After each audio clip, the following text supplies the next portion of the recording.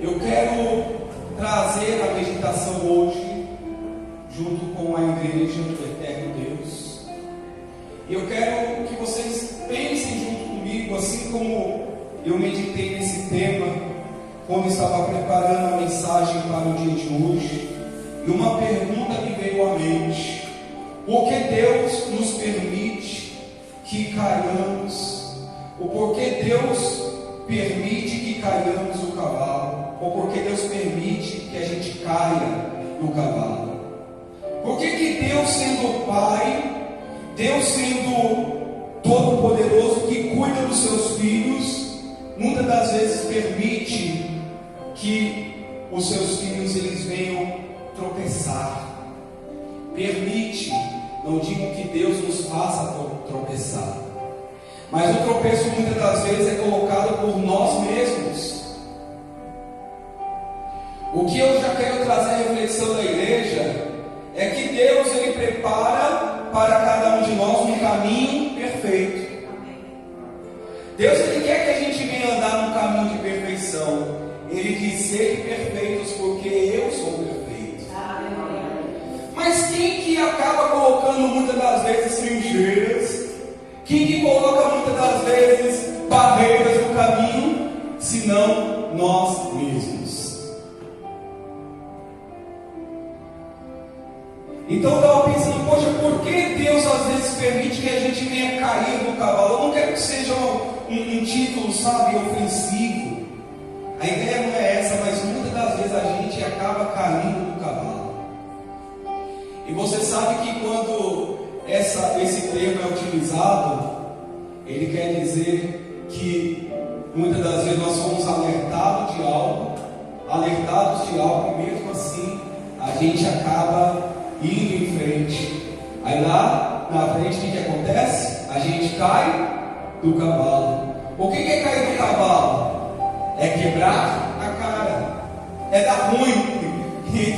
Quais outros termos? Deu ruim, azedou o pé do frango, e por aí vai, igreja. Não é que Deus ele quer que os seus filhos venham viver uma vida de tropeço, mas muitas das vezes os seus filhos que deveriam estar velando por uma vida de fidelidade, por uma vida de honra ao seu Deus, acabam escolhendo enredar em caminhos de tropeço. Aleluia. Então Deus ele não quer que a gente venha cair do cavalo. Ouça isso daqui: Deus sempre nos guiará na verdade, mas a decisão ele permite que nós mesmos a tomemos. Deus ele sempre vai nos guiar à verdade. Para isso o Espírito Santo é enviado para cada um de nós. Porque Deus ele vai nos conduzir, ele vai nos mostrar qual o caminho que ele espera que nós venhamos andar. Mas a decisão final é nossa. Porque se assim não fosse, nós seríamos robôs programados, sem opção, sem o poder de escolha. Mas não é assim que Deus ele age. Deus ele está sempre a nos instruir. Deus está sempre a nos mostrar o caminho. E Deus ele pode usar a quem quer para falar conosco. Você sabia que Deus pode usar um incrédulo para falar com você? Quem crê nisso aqui, Deus? Claro que ele pode, porque ele é Deus.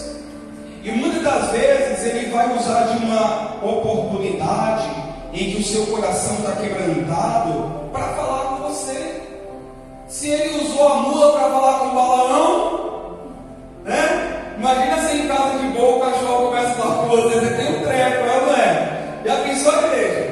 Então Deus ele pode fazer o que ele quiser e da forma que ele quiser, mas o objetivo final vai ser sempre o bem dos seus filhos. Pode ter certeza disso. E ouça isso daqui que diz a palavra de Deus. Daqui a pouquinho eu vou dizer onde vocês abrem, onde vocês vão abrir, mas ouça isso daqui, por favor. Olha o que diz a palavra do Eterno. Disse, pois, Jesus aos judeus que haviam crido nele: se vós permanecerdes na minha palavra, sois verdadeiramente meus discípulos. Aí ele conclui dizendo: e conhecereis a verdade, e a verdade vos libertará. João 8, 31, 32. Se vocês permanecerem na minha palavra, vocês são verdadeiramente meus discípulos. Porque a pessoa muitas vezes gosta de recitar só o verso 32, né? E conhecereis a verdade, e a verdade vos libertará. Mas libertará quem? Aos discípulos, aos que ouvem a palavra de Deus, aos que obedecem a palavra de Deus. Essa é a grande diferença. A libertação, ela vem mediante a obediência. E quando não há obediência, há tropeço, há ferida pelo caminho. E quantos estão feridos pelo caminho, quando deveriam estar trilhando um caminho de fé para com Deus? O personagem principal dessa mensagem de hoje é o apóstolo Saulo. Apóstolo não, é Saulo, o perseguidor, que depois veio a se tornar o apóstolo Paulo. E nós vamos ler, eu vou até fazer um inverso hoje. Primeiro eu quero que vocês venham meditar comigo no testemunho de Paulo, para depois nós voltarmos à história, ao contexto de como Paulo chegou, onde chegou. Porque, meus irmãos, repito, Deus ele não quer que os seus filhos estejam feridos. Porque quando a gente cai normalmente, o que acontece numa queda, igreja? Normalmente há uma ferida, há uma lesão, há uma dor, há uma marca ali. É o que normalmente as quedas elas trazem sofrimento.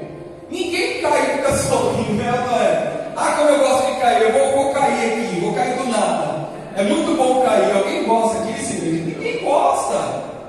Mas quando a gente cai, muitas das vezes, a gente cai, na maioria das vezes, a gente cai de uma forma inesperada. E espiritualmente falando, aquilo que nós estamos plantando está definindo se estamos em pé ou se vamos cair.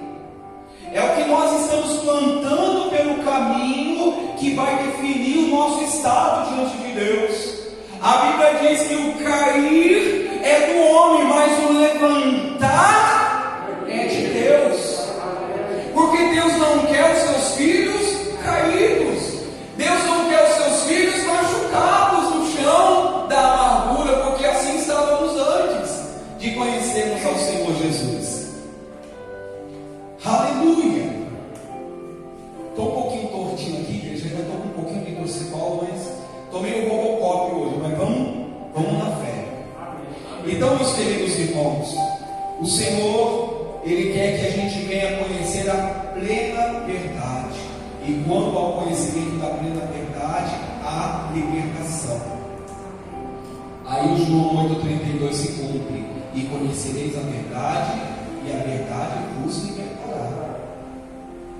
O inimigo sempre tentará nos deixar com a vista embrutecida, para que não venhamos conhecer a plena verdade que liberta.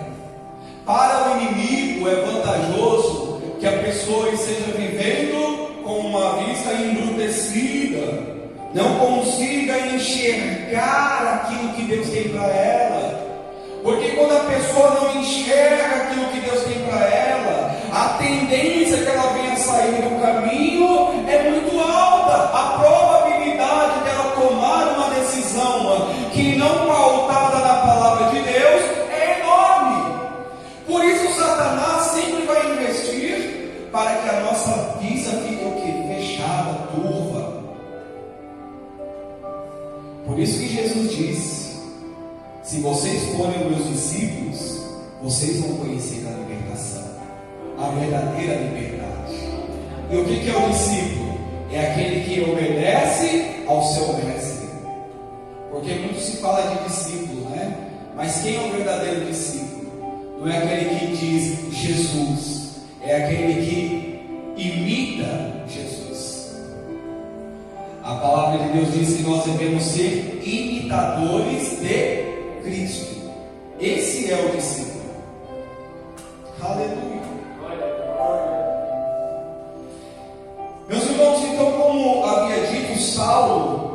ele é o personagem desse tema de hoje. E eu quero começar com vocês lá pelo fim, quando Paulo vai testemunhar a conversão dele. Abra, por favor, no livro de Atos, capítulo 22. Nós vamos ler do verso 1 ao 5 inicialmente.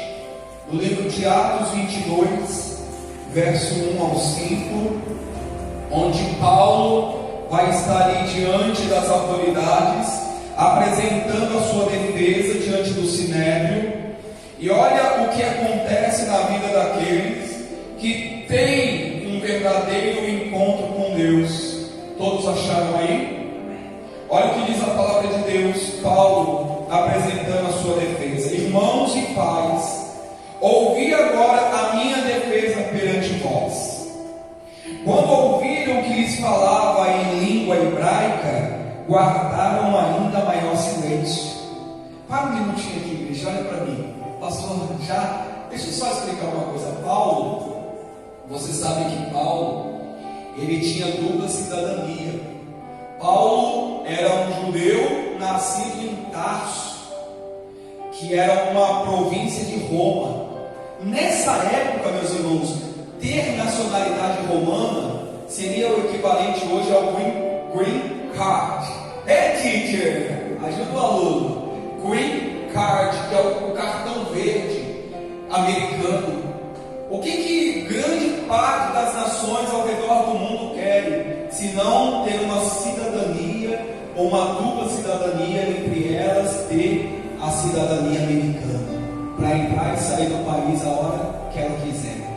Nessa época, ser romano era exatamente essa equivalência, era você ter um status, uma autoridade, dizer eu sou romano. Então vejam, meus irmãos, que aqui no discorrer dessa palavra, nós vamos entender que Paulo, o antigo Saulo, inquiridor da igreja, era uma pessoa que tinha toda a patente, nascido romano e também com descendência judaica. E aqui Paulo está testemunhando perante as pessoas em hebraico, vocês vão entender. E por que Paulo está falando em hebraico e não na língua romana? Porque Paulo entendeu que aquilo que era patente diante de Deus, diante dos homens, nada é diante de Deus quando se tem um encontro real e verdadeiro com o Senhor. Irmãos, quando a gente prova de quem é Deus, quando nós conhecemos Deus na sua essência, nada tem mais valor que isso. E Paulo está ali correndo risco de vida, deixando de falar na língua romana para falar hebraico. Então esse que era Saulo de Tarso. Nós vamos falar mais um pouquinho da história dele. E continua assim a palavra de Deus. E continuou no verso 3: eu sou judeu, nasci em Tarso na Cilícia, mas criei-me nessa cidade e aqui fui instruído aos pés de Gamaliel, segundo a exatidão da lei de nossos antepassados, sendo zeloso para com Deus, assim como todos vós o sois no dia de hoje. 4.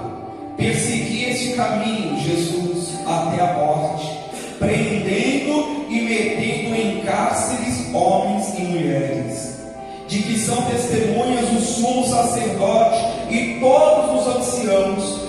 Destes recebi carta para os irmãos e ia para Damasco, no propósito de trazer manietados, acorrentados para Jerusalém, os que também lá estivessem para serem punidos.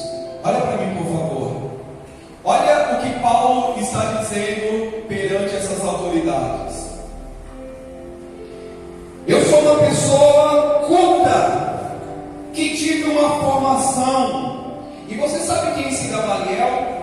Esse Gamaliel é o mesmo Gamaliel que lá aqui em Atos 5, eu acho que 38 ou 40, ele vai apresentar um parecer diante do Sinédrio. Por quê?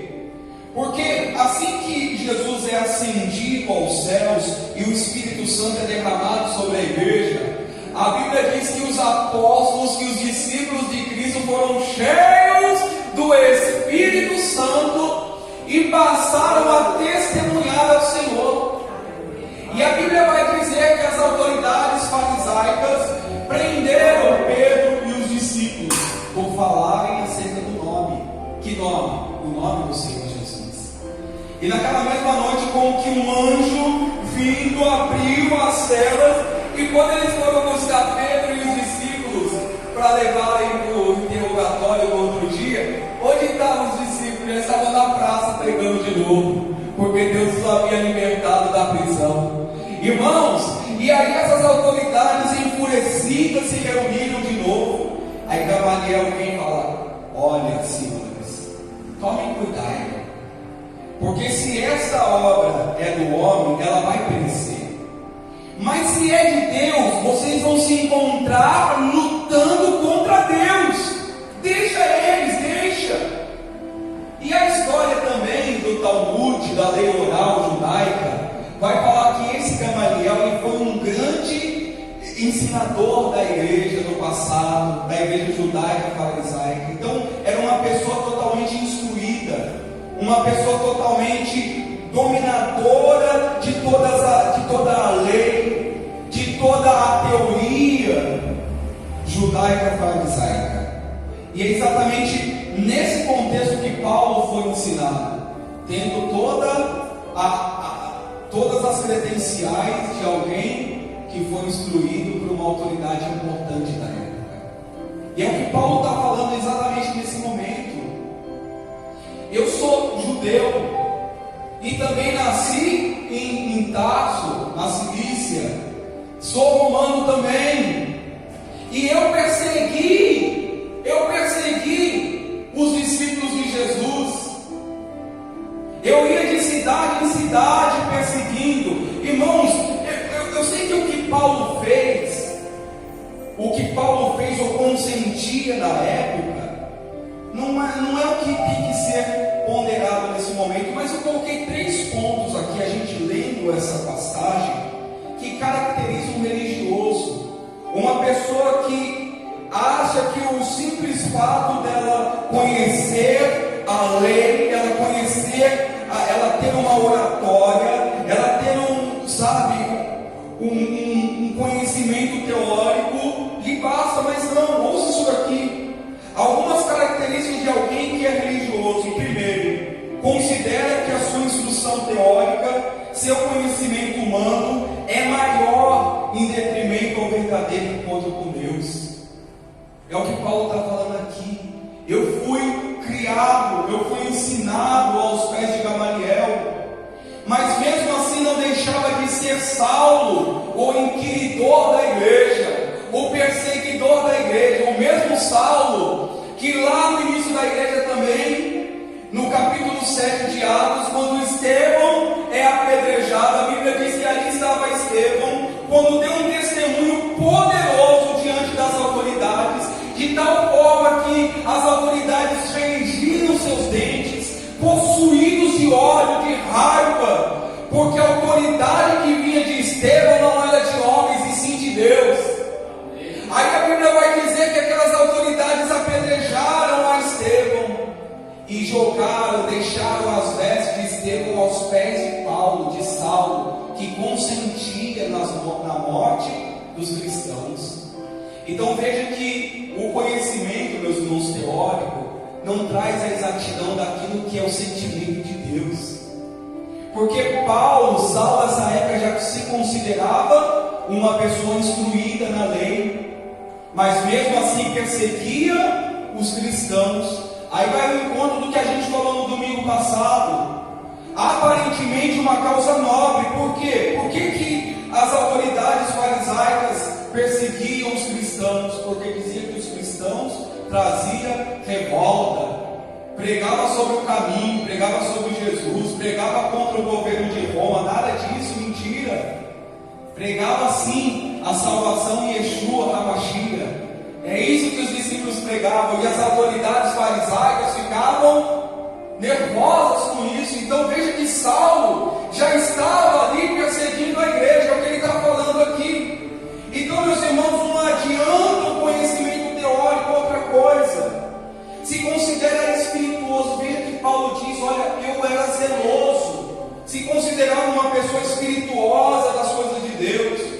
é o famoso fazer sendo mais importante do que ser.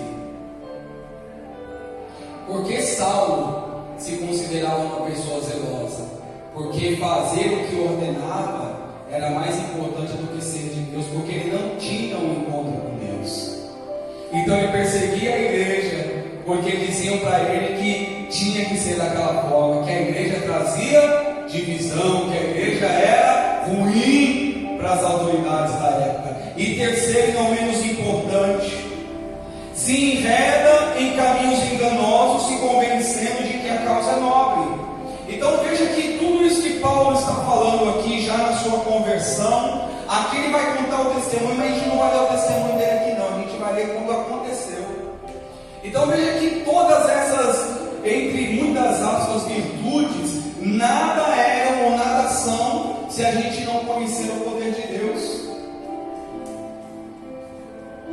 Por que você acha que nos dias de hoje tem autoridades espirituais que perseguem outras autoridades espirituais? Por que você acha que nos dias de hoje há uma guerra entre denominações, entre pessoas que deveriam estar juntas no combate ao reino das trevas? Porque não conheceram ainda Deus, ainda não conheceram o seu verdadeiro inimigo. O verdadeiro inimigo está só assim, aplaudindo, enquanto deveriam estar esvaziando o inferno, estão jogando mais pessoas para o inferno. Então veja que todas essas qualidades de Paulo, de Saulo, não era nada em relação ao verdadeiro conhecimento, até que Paulo cai do cavalo. Vamos ver sobre essa queda do cavalo, meus irmãos? Abra aí, por favor, o mesmo Atos, capítulo 9, só volta um pouco. Eu resolvi inverter mesmo para a gente ir lá e ver que não adianta eu querer testemunhar, dizer, se eu não tiver um encontro verdadeiro com Deus, se eu não estiver colocando a verdadeira ordem dentro da qualidade, que é conhecer ao nosso Deus. Não adianta, meus irmãos. Olha o que diz aqui em Atos capítulo 9, o verso 1. Saulo, respirando ainda ameaças de morte contra quem? Contra os discípulos do Senhor, dirigiu-se ao sumo sacerdote e lhe pediu cartas para as sinagogas de Damasco, a fim de que, caso achasse alguns que eram do caminho, assim homens como mulheres, os levassem presos para Jerusalém.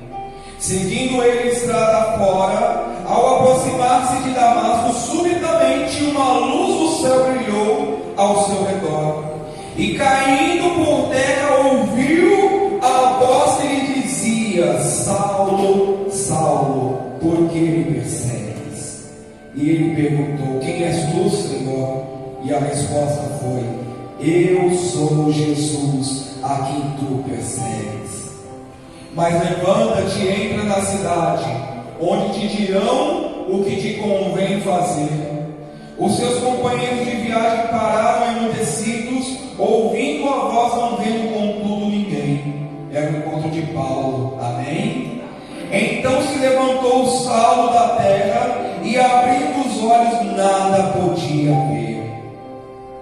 E guiando pela mão levaram-no para Damasco. Esteve 3 dias sem ver, durante os quais nada comeu nem bebeu. Olha para mim, por favor, igreja.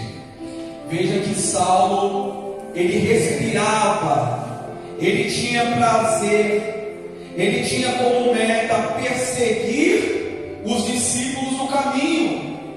O que nós acabamos de ler agora em Atos, lá, qual foi o capítulo que a gente leu? 22.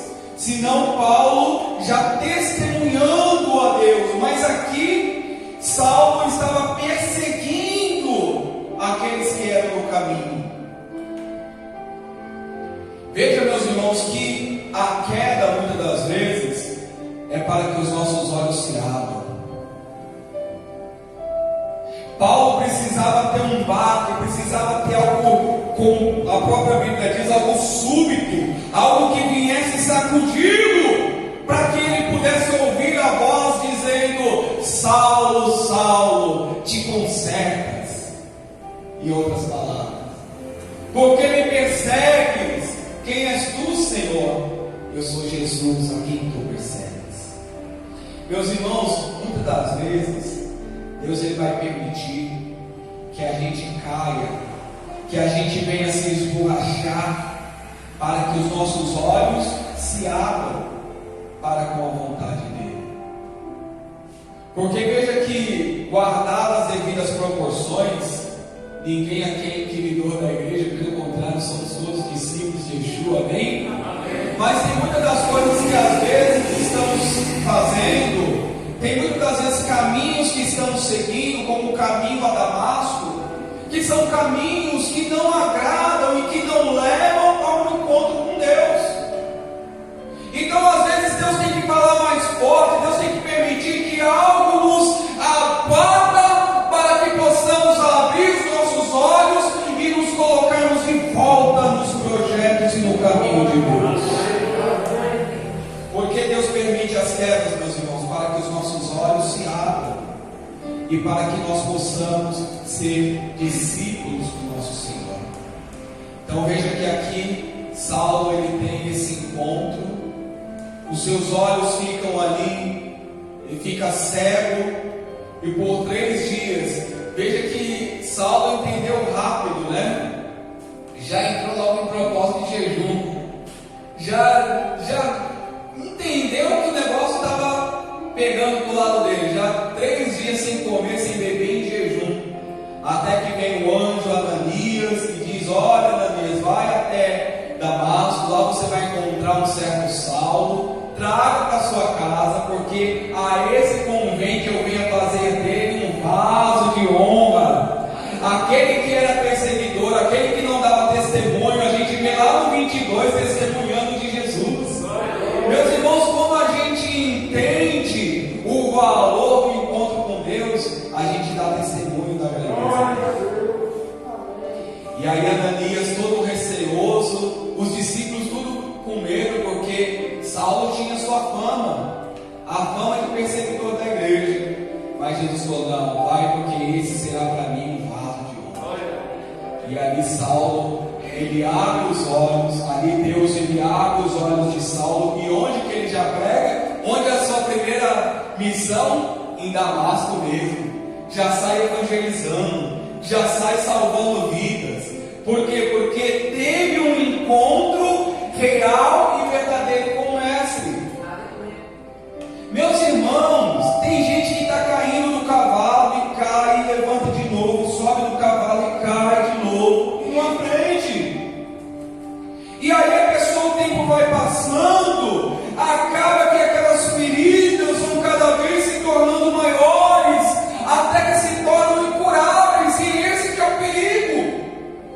Se a ferida se tornar incurável, o que é a ferida se tornar incurável? A pessoa perder a fé, perder o desejo de ter um encontro com Deus. Aí, meu irmão, minha irmã, já é. Aí cai mesmo. E cai talvez para não levantar mais. E quantas pessoas a gente conhece que estão caídas pelo caminho a Damasco? Quantas pessoas nós conhecemos que ficaram pelo caminho?